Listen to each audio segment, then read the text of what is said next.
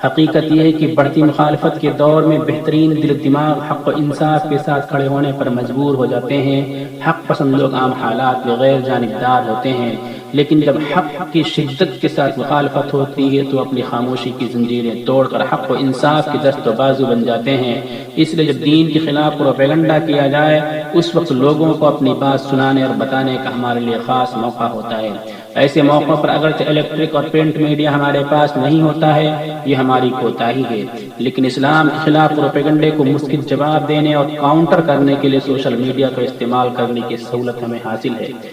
اس لیے ہمیں ایسے موقعوں سے فائدہ اٹھانا چاہیے۔ یاد رکھیں، دعوت ایک نظریاتی جنگ ہے، اور نظریات کی جب تبلیغ کی جائے، نظریاتی باتیں جب لوگوں تک پہنچائی جائیں تو یاد رکھیں کہ نظریات مضاعف ہو کر کے، مضاعف اور ملٹی پلائی ہو کر کے پھیلتے اور بڑھتے ہیں۔ ایک چیز ہے ایک کے بعد دو، دو کے بعد تین، چار لوگوں نے قبول کیا، لیکن نظریات کی جب ہم تبلیغ کریں، لوگوں تک نظریات پہنچائیں تو دو کے بعد چار، چار کے بعد سو، سو کے بعد ہزار، ہزار کے بعد لاکھ، لاکھ کے بعد کروڑ، کروڑ کے بعد ارب، اس طرح یہ نظریات پھیلتے اور بڑھتے ہیں۔ یہ جنگ جیتنا ایسے موقع پر نسبتاً زیادہ آسان ہوتا ہے جب اسلام کے سلسلے میں مخالفین لوگوں کو کسی خاص نقطے کی طرف متوجہ کر دیتے ہیں۔ اس وقت اسلام مخالف پروپیگنڈے کے نتیجے میں حق پسند طبقہ اسلام کی صحیح تصویر دیکھنے اور سمجھنے کا خواہاں ہوتا ہے۔ اس لیے ایسے موقع سے فائدہ اٹھاتے ہوئے ہمیں اپنی دعوتی ذمہ داری کی ادائیگی میں پوری طرح سے لگ کر ہمیں نظریاتی جنگ فتح کرنی چاہیے۔ جو یہ زادخائی کی ہے اس گندے کیڑے نے، اس سلسلے میں ہمارا منصوبہ عمل اور حکمت عملی یہی ہونی چاہیے کہ اس گندے کیڑے کا نام نہ لیں، اور اس کیڑے کو ہم تذکرہ کر کے، اس کا ذکر کر کے، اس کا نام لے کر کے ریشم کا کیڑا نہ بنائیں، اور اس کا نام لے لے کر کے سب و شتم اور پردرشن احتجاج کر کے اس گدھے کو ہم گھوڑا نہ بنائیں، بلکہ بالکل اس کا تذکرہ چھوڑ دیں۔ جو لوگ قانونی طور پر کارروائیاں کر رہے ہیں وہ تو عدالتی اور قانونی کارروائیاں کرتے رہیں گے، لیکن عام مسلمان جو کورٹ اور کچہری میں براہ راست اس کے خلاف کارروائیوں میں شامل نہیں ہو سکتے ہیں، وہ اپنے گھروں پر رہ کر کے بھی اس کے خلاف، اس کے ذریعہ پھیلائی گئی باتوں کے خلاف صحیح باتیں لوگوں تک پہنچا سکتے ہیں۔ اور اس کی صورت یہ ہے کہ اس نے 24 آیتوں کو ریموو کرنے کی بات کی ہے۔ اب پورا ملک بلکہ پورا عالم 24 آیتوں کے بارے میں سمجھنا چاہ رہا ہے اور صحیح بات جاننا چاہ رہا ہے۔ اس سلسلے میں میں 2 کتابوں کا تذکرہ کرتا ہوں۔ پہلی کتاب 24 آیتیں حضرت مولانا خالص سیف اللہ رحمانی صاحب کی ہیں۔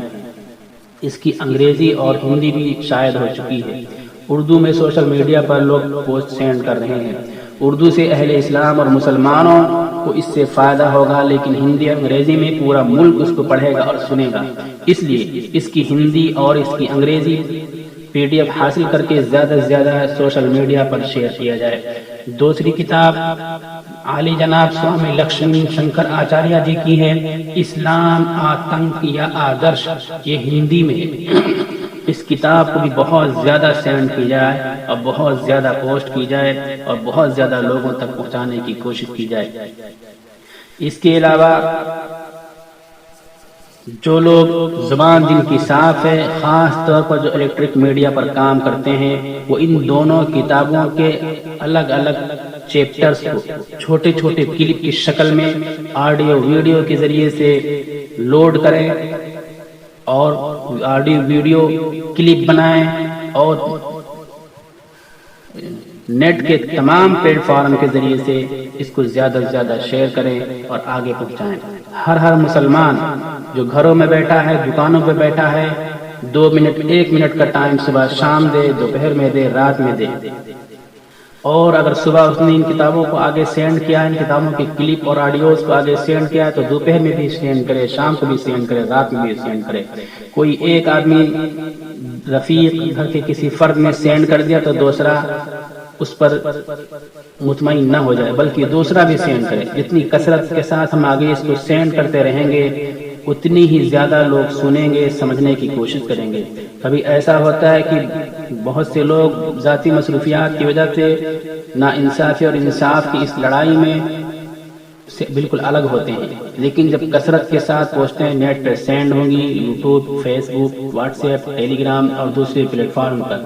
تو وہ نہ چاہتے ہوئے بھی حق اور انصاف کی بات سننے پر مجبور ہوں گے، اور ان کے سامنے یہ باتیں کھل کر کے فوراً آیا کریں گی نیٹ کھولتے ہی۔ تو اس لیے کوئی مسلمان مطمئن نہ ہو، چپ چاپ نہ بیٹھے، بلکہ تمام مسلمانوں کی دینی ذمہ داری ہے کہ اللہ کے پیغام کو، دین کے پیغام کو، قرآن کے پیغام کو بہت اچھے انداز میں پورے ملک بلکہ پورے عالم تک پہنچائیں۔ اس گندے کیڑے نے اپنی شہرت اور ناموری کے لیے اور ارباب سیاست اور ملک کے ذمہ داروں کی کمزوری، کوتاہی اور ان کی عیوب کی پردہ پوشی کے لیے اس طرح کا کھیل اور تماشا کیا ہے۔ تو ایسی صورت میں پورا ملک متوجہ ہے ان آیتوں کو سمجھنے کے لیے، ان آیتوں کی تفصیلات کو جاننے کے لیے۔ اگر ہماری طرف سے پوسٹیں نہیں جاتی ہیں، ہم نہیں سینڈ کرتے ہیں اور پردرشن، احتجاج، سب و شتم میں اپنی توانائی کو صرف کرتے ہیں، تو پھر یہ ہیرو بھی بن جائے گا، گدھا گھوڑا بھی بن جائے گا، یہ کیڑا ریشم کا بھی بن جائے گا۔ لیکن اگر اس کا تذکرہ چھوڑ کر کے ہم ان آیتوں کے تعلق سے وہ تفصیلات اور وضاحتیں جو شریعت کے مطابق ہیں، شریعت کے مزاج کے مطابق ہیں، جن کی شریعت نے ہدایت دی ہے، شریعت میں جو مطلوب ہیں وہ پیش کریں گے، تو ہو سکتا ہے کہ پورے ملک کے اندر اسلام کی ہوا چل پڑے اور ہدایت کی ہوا چل پڑے۔ یہ اس کا پروپیگنڈا، اس کا شور شرابہ فتوحات کا ذریعہ ثابت ہو جائے۔ ہم انگلی کٹا کے شہیدوں میں نہیں بلکہ سر کٹا کر کے سچے شہیدوں کی رتبوں سے سرفراز ہو جائیں، اگر ہم ان آیتوں کی وضاحت اور تفصیلات کے سلسلے میں، ان کی تفسیر کے سلسلے میں اس طرح کا کام کریں کہ خوب پوسٹیں شیئر کریں، خوب پوسٹیں شیئر کریں، ان کتابوں کو آگے شیئر کریں، ان کی آڈیو ویڈیو کلپس چھوٹے چھوٹے بنا کر کے آگے سینڈ کریں۔ اللہ تعالی ہم سب کو حوصلہ اور ہمت عطا فرمائے، اور ملک کو امن و انصاف عطا فرمائے، اور ملک کے اندر پیدا بے چینی اور اضطراب کو ختم فرمائے، ملک اور پورے عالم کے تمام انسانوں کو حق اور سچ سمجھنے کی توفیق عطا فرمائے، سب کو ہدایت عطا فرمائے۔ والسلام علیکم ورحمۃ اللہ وبرکاتہ۔ محمد اشرف قاسمی، خادم الفتہ، شہر مہیپور۔